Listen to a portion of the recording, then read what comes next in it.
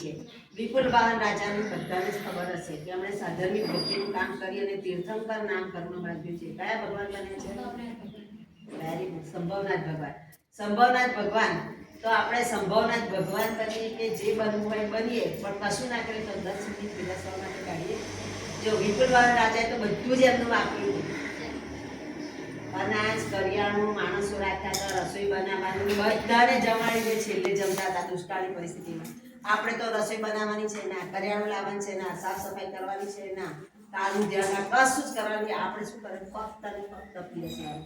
તો 10 મિનિટનો ટાઈમ આવો કાઢી શકીએ પીરસવા માટે, અને આપણે પુણ્યનું ઉપાર્જન કરવાનું છે. તો આ પણ કામ છે. 10 મિનિટનું તો કહું છું, બસ વધારે નહીં. એક 10 મિનિટ મગજમાં લોક કરી દેવાની કે મારે 10 મિનિટ માટે આ કામ કરવું છે. રોજે કરો તો બહુ જ સરસ વાત છે. રોજ નહીં તો મહિનામાં એક વખત કરશો તો 10 મિનિટ થશે, અને 12 મહિનાની 120 મિનિટ, 2 કલાક તમે આપો છો. 2 કલાક આપો છો તો 2 કલાકમાં તો આપણે કેટલું બધું પુણ્યનું ઉપાર્જન કરી શકીએ. પછી એક આપણને ટેવ પડી જશે ને, મહિને કરતા હશું તો 15 દિવસે કરીશું, 15 દિવસે કરતા હશું તો અઠવાડિયું કરીશું, ને પછી આપણને રોજ આવા સરસ કામ કરવાની ટેવ પડી જશે. પાડવા જેવી છે, પાડવી ના પાડવી તમારા મનની મરજી છે. હું તો જસ્ટ વાત કરું છું, બરાબર છે. પહેલી વાત જિનાલય શુદ્ધિકરણ, ઉપાસના શુદ્ધિકરણ, આંગિક શાળાની આપણે વાત કરી. હવે આવે છે અનુષ્ઠાનની વાત બી થઈ ગઈ. હવે આવે છે પરિવારમાં પ્રેમ. પરિવારમાં પ્રેમ વધારવા. બધાના જ પરિવારમાં સરસ રીતે પ્રેમ છે, પ્રેમથી બધા રહીએ છીએ. બિલકુલ વાત સાચી છે. પણ ઘર હોય તો ક્યારેક ખાટી મીઠી થાય. થાય કે ના થાય? થાય ને. બસ તો આ ના થાય, અથવા તો ખાટી મીઠી થાય છે ને, એના પાછળના કારણો છે. તો આપણે પરિવારમાં પ્રેમ વધારવા માટે શું કરવું જોઈએ? કુટુંબ મેળો કરવો જોઈએ. કુટુંબ મેળો ક્યારે કરવાનો? એમ થાય કોઈ વાર તો ટાઈમ નથી. હા, તો આપણે રાત્રે 10 મિનિટ એવો સમય કાઢી કે આજે બધાએ શું કર્યું છે એની ચર્ચા કરવાની.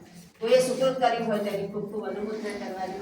અને કોઈનાથી કંઈ પણ ભૂલ થઈ હોય તો આવી ભૂલ ફરી ના થાય એનું ધ્યાન રાખવાનું. આટલી વાત કરી.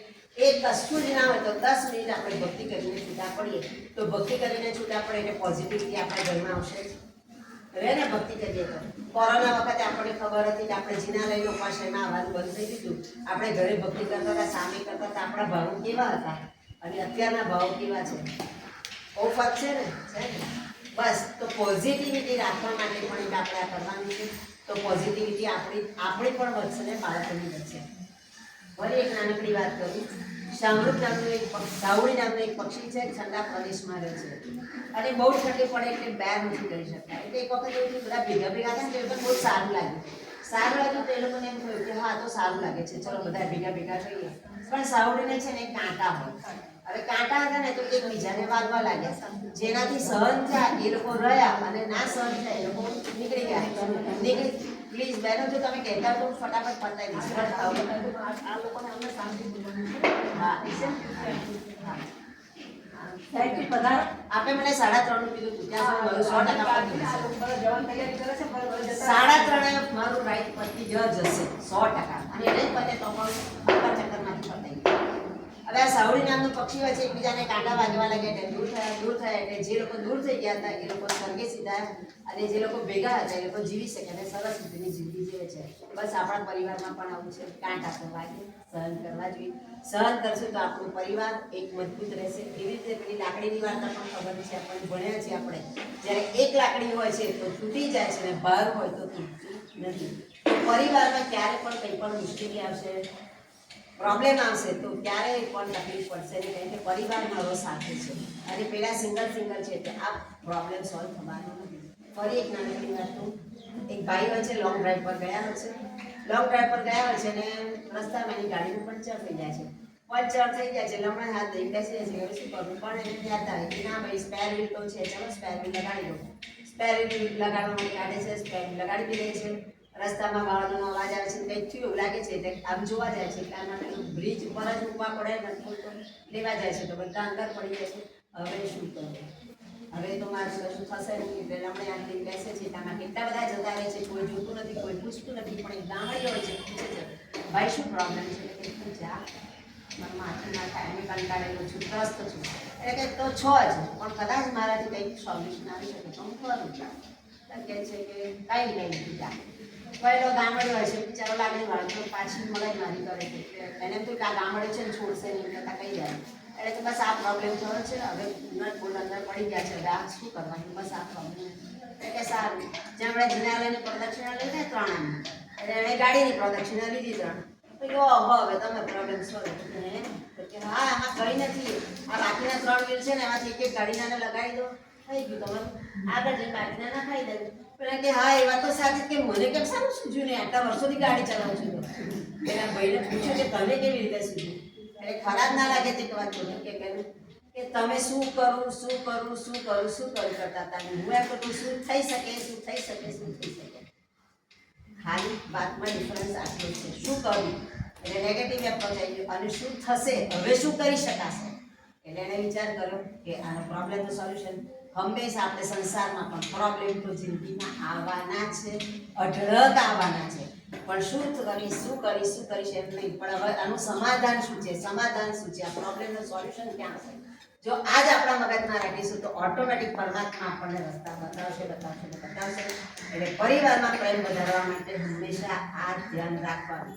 ફરી એક બીજી નાનકડી વાત કહું કે રાજાની મંત્રી બંને જણા જાય છે રસ્તામાં. રાજા એક જગ્યાએ ઊભા રહે છે ને ત્યાં રાજાને વિચાર આવે છે કે આ દુકાનદાર સાલાને ફાંસીએ ચડાવી મારી કાઢું. રાજા તો જાગ્રત હોય છે. રાજા કે મને આવા વિચાર ના આવવા જોઈએ, કોઈને કારણ વગર મારી કાઢવાનું હું તો કરાય નહીં મારાથી.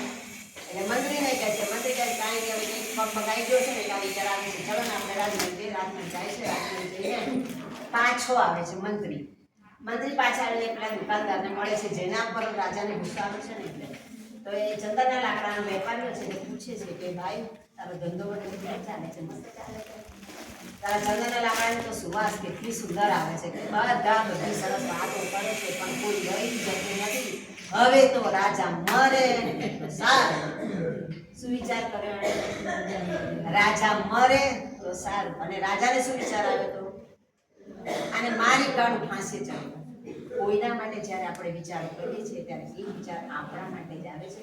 જ્યારે પરિવારની વાત આવે ત્યારે કાંઈ પણ નેગેટિવ વિચાર આવે આપણા મગજમાં તો તરત શું કહેવાનું? કેન્સલ. ઈચ્છાની ટુકડા બોલે છે ને મારું પાપ બધું મિથ્યા થાવ, તો મારો વિચાર છે એ નકામો થાવ. અને તરત એના બદલે પોઝિટિવ સેન્ટેન્સ મગજમાં બોલી દેવાનું. એના પોઝિટિવ, દરેકના નેગેટિવ હોય એનું પોઝિટિવિટી તો હોય જ. અને એ બોલીને આપણે શું કરવાનું છે? આપણે જે કર્મો બાંધીએ છીએ એ કર્મોમાંથી આપણે છુટકારો મેળવવાનો છે. અને આપણા ઘરના વ્યક્તિઓ છે, ઝઘડા કોની સાથે થાય છે? પોતાના જ લોકો થાય છે. બહાર કોઈ જતું આ તમારે કોઈ મારી જોડે ઝઘડો થશે ના, કારણ કે હું તો અજાણી છું. અજાણા જોડે ઝઘડા જ ના થાય. ઝઘડા કોની સાથે થાય? જેની સાથે પ્રેમ છે. સાસુઓને ઝઘડા કેમ થાય? કે એકબીજાને માટે પ્રેમ છે. હોતું હશે એવું ના હોય, પણ તમે વિચાર કરજો. જ્યારે ઊંડાણમાં વિચાર કરો તેમ લાગશે કે સાચી વાત છે. એ સાસુ એક સાસુ પોતે બનશે, બીજા 100ને સાસુ નહીં થવાની. બીજા કોઈ પણ બોલશે તમારી વહુ તો ના હો મારી આ વહુ આવી નથી, તરત જ કહેશે હા પોતે બોલશે, પણ બીજાને બોલવા નહીં દે. તો પરિવારમાં બસ આ છે, મા દીકરીને બાપ બેટાને ન બનતું હોય તો એના પાછળના કારણ કંઈક આવી વિચારધારા હોય તો જ્યારે પણ આપણા મગજમાં આવા નેગેટિવ વિચાર આવે ત્યારે તરત એને સ્ટોપ, કેન્સલ કહીને તરત પોઝિટિવ સેન્ટેન્સ બોલી દેવાના, જેને કારણે આ બધા પ્રોબ્લેમ ના આવે. લાસ્ટ છેલ્લી વાત કહી દઉં કે શાતા સેતુ, મેં તમને પહેલાં જ કીધું કે અમે લોકો પરિવારમાં પ્રેમ વધારવાનું કામ અને હળવા, ખાસ કરીને 60 અપ જે લોકો હોય છે એ લોકોને ઘરમાં એવું ના હોય કે વાતાવરણ ના મળે, પણ બધા પોતાની લાઈફમાં એટલા બધા બિઝી હોય છે કે જેને બીજાની સાથે વાત કરવાનો ટાઈમ નથી હોતો. તો તમે તમારા પરિવારમાં જો વાત કરી શકતા તો બરાબર છે, ના કરતા હોય તો તમારા પરિવાર સિવાયના આજુબાજુના પરિવારમાં જઈ અને આવી વાત કરવાની. જ્યાં પંચાયતની વાત આવે ત્યાં બ્રેક લગાડી દેવાની. આજે હું આમના ઘરે ગઈ કદાચ ભક્તિ કરાવવાની, પછી તો કભી તમારા સાસુ કે મારા સાસુ જવા દો આવી છે, તો હા તમારા સાસુ આવી છે મને આવું બધું કહેતી હોય એટલે શું થાય? ઝઘડા થાય. આપણે શું કરવા છે? પ્રેમ વધારવાનો છે, ઘટાડવાનો નથી.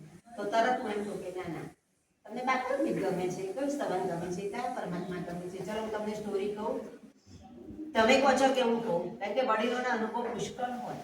એટલે કેવા બેસે એટલે પેલી સાસ મારો દીકરો, તમારી વહુ ને દીકરો આવા છે એ બધું ભૂલાઈ જશે અને તરત ભક્તિના રંગમાં, અને ભક્તિના રંગમાં રંગાઈશું એટલે પોઝિટિવિટી આવી ગઈ, નેગેટિવિટી જતી. બસ તો આપણે આવી નાની વાતો કરી અને આપણા આત્માનું કલ્યાણ કરવાનું છે. જે આપણે દિવાળીમાં કચરા સાફ કરીએ છીએ તો આપણે આત્મા પર રહેલા કષાયો છે એ કષાયો સાફ કરવા માટે શું કરવું પડશે? આવી નાની ભક્તિનું કામ કરવું પડશે. અને આ ભક્તિનું કામ કરીશું તો એમાંથી આપણને છેવટે આપણો ગોલ શું છે? મોક્ષ. બરાબર છે? બધાનો ગોલ, મારો તમારો બધાનો મોક્ષ સુધી પહોંચવાનું છે. અને મોક્ષ સુધી પહોંચવા માટે ડગલા તો ભરવા પડશે. અને એ ડગલું ભરવા માટેના આ બધા પગથિયા છે. 10 મિનિટનો ટાઈમ તમારે દરેક જણે પોતાના માટે આપવાનો છે, બીજાના માટે આપવાનો જ નથી. તો આવા 10-10 મિનિટનો ટાઈમ આપી અને બસ આપણા આત્માનું કલ્યાણ કરવાનું છે, આપણા કર્મની નિર્જરા કરવાની છે અને આપણા પુણ્યાનુબંધી પુણ્ય બાંધવા માટે પ્રયત્ન કરવાનો છે. જીનાજ્ઞા વિરુદ્ધ જાણતા મારાથી કંઈ પણ બોલાયું તો ત્રિવિધે ઈચ્છાની અગ્રમ. અને 2 મિનિટ હજી બાકી છે, તો 2 મિનિટમાં એટલું જ કહું છું કે આ પતી ગયા પછી તમારામાંથી 4 કે 5 જણા તમને આ પ્રોગ્રામ આજનો કેવો લાગ્યો છે એ રિવ્યુ આપીને છે.